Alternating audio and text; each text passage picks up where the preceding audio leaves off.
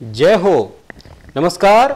City channel के सभी दर्शकों का स्वागत है। आप देख रहे हैं आपका अपना मनपसंद कार्यक्रम जो हर वर्ष हम लेकर आते हैं, सिटी चैनल की विशेष प्रस्तुति वर्षफल दर्पण 2024। सबसे पहले देखते हैं कालपुरुष की पहली राशि मेष।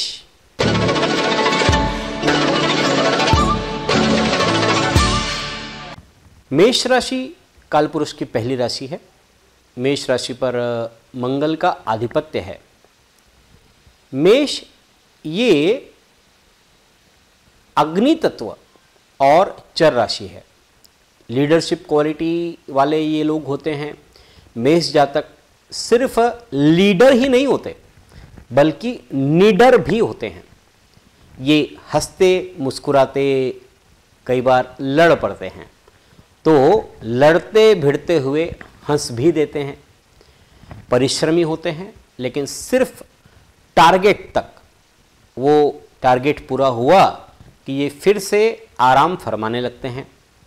विद्रोही स्वभाव इनका जन्मजात होता है। सहनशील नहीं होते। जो इनको पसंद नहीं होता वो ये कार्य नहीं करते। जिद्दी होते हैं, स्वाभिमानी होते हैं, स्पष्टवादी होते हैं, स्वेच्छाचारी होते हैं, और जिससे कभी कभी ये उपद्रवी और हिंसक हो जाते हैं। उतावलापन इनको नुकसान पहुंचाता है।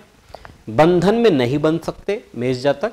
ये शारीरिक और मानसिक रूप से मजबूत होते हैं, परंतु जो कुछ भी इन्हें हासिल होता है उससे ये असंतुष्ट ही रहते हैं। मेष जातकों के लिए गोचरीय स्थिति की बात करते हैं तो गुरु वर्ष के प्रारंभ से लेकर के 1 मई तक मेष राशि में ही विद्यमान रहेंगे। 1 मई से वर्ष के अंत तक वृषभ राशि में धन भाव पर गुरु का गोचर होगा। शनि वर्ष के प्रारंभ से लेकर के अंत तक कुंभ राशि में ही 11वें स्थान पर आय स्थान को सुशोभित करेंगे।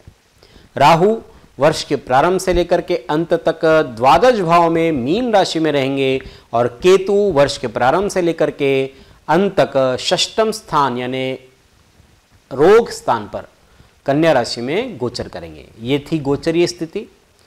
इस वर्ष मेष जातकों के लिए भाग्येश और व्ययेश ये बृहस्पति है। ये आपकी राशि में ही है। ये बहुत अच्छा है। इससे ये सपोर्ट आपको करेंगे। साथ ही इनका साथ देने के लिए दशमेश और आयेश शनि और केतु भी है। मतलब ये 3 ग्रह आपके फेवर में हैं।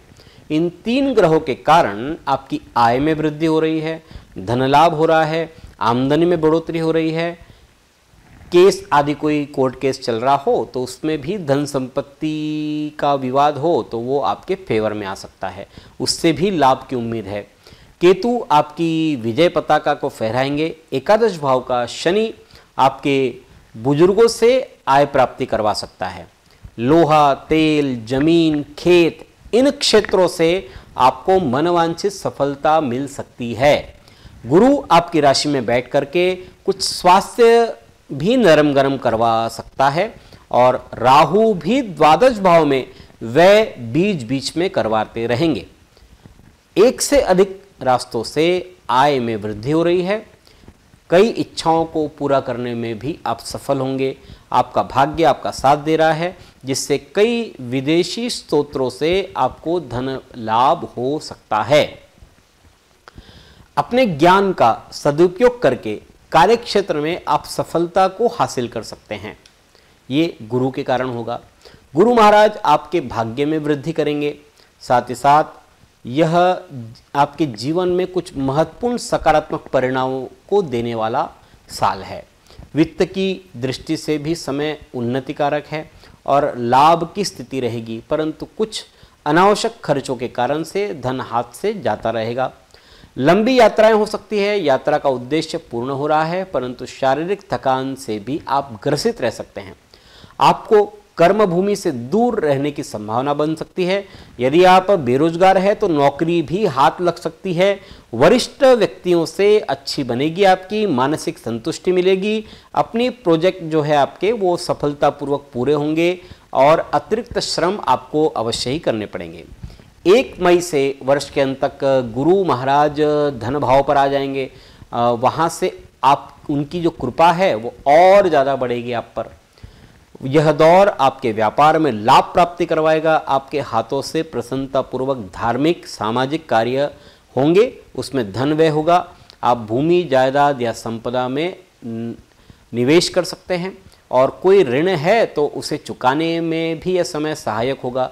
घर के लिए भी यह सुखमय दौर है, परिवार के लिए आनंद लेकर आएगा। दाम्पत्य जीवन में आप सुख की आशा कर सकते हैं। परिवार में नए सदस्य का आगमन भी हो सकता है। शनि भी जून से दिसंबर तक वक्री होकर अपने आपके लिए बल लगाएगा, परंतु राहु द्वादश भाव में आपके लिए ये वर्ष छल कपट धोखाधड़ी से बीच बीच में धन हानि के योग भी बना सकता है। ऋण लेने से बचे, क्योंकि इस ऋण से मुक्ति मिलने में समय अधिक लग सकता है।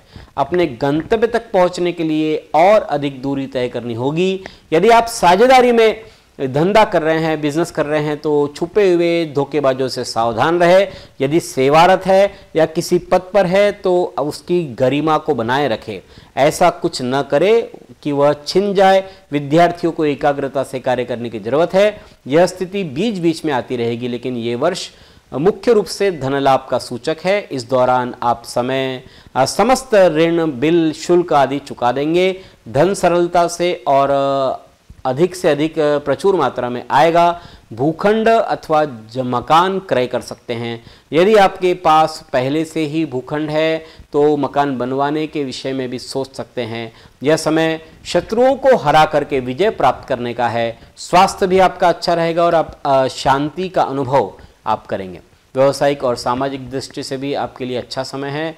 अपनों से कुछ अधिकारी विशेष रूप से आपका समर्थन करेंगे। यह वर्ष आपकी बुद्धि के प्रयोग से अच्छा लाभ अर्जित आप कर सकते हैं। आपके लिए परिवार में एकजुटता लाना प्राथमिकता होनी चाहिए। साथ ही दाम्पत्य जीवन में भी तालमेल बना करके रखेंगे तो अच्छा रहेगा। इस वर्ष को और बेहतरीन बनाने के लिए कुछ सुझाव इस प्रकार है। विघ्नेश्वर गणपति के नित्य दर्शन करें।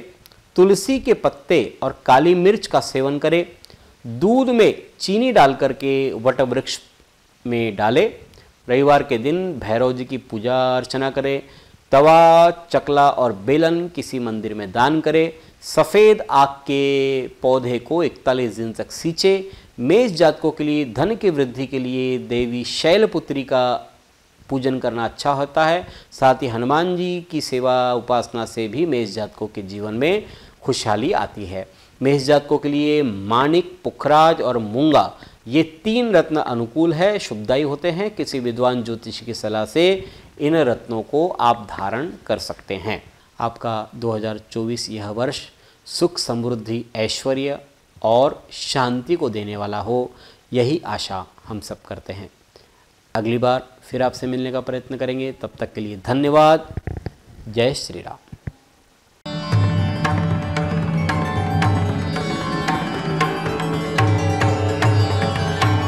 पिछले 20 वर्षों से अपने ज्ञान से हजारों दर्शकों का मार्गदर्शन और समस्या निराकरण करने वाले आपके अपने पंडित सुदर्शन शर्मा शास्त्री जी से आप व्यक्तिगत समाधान पा सकते हैं। कंप्यूटर कुंडली, ज्योतिष मार्गदर्शन, वास्तु विजिट, रत्न उपरत्न, श्रीमद् भागवत कथा के लिए संपर्क करें पंडित सुदर्शन ओम प्रकाश शर्मा, ओम ज्योतिष कार्यालय, न्यू राधा किशन प्लॉट, महसूल भवन के पास, Akola. Phone number 0724244072, mobile number 9422860311, 9822227765। जो दर्शक व्यक्तिगत नहीं मिल सकते वे वेबसाइट के माध्यम से भी जुड़ सकते हैं। वेब एड्रेस है www.panditsudarshan.com।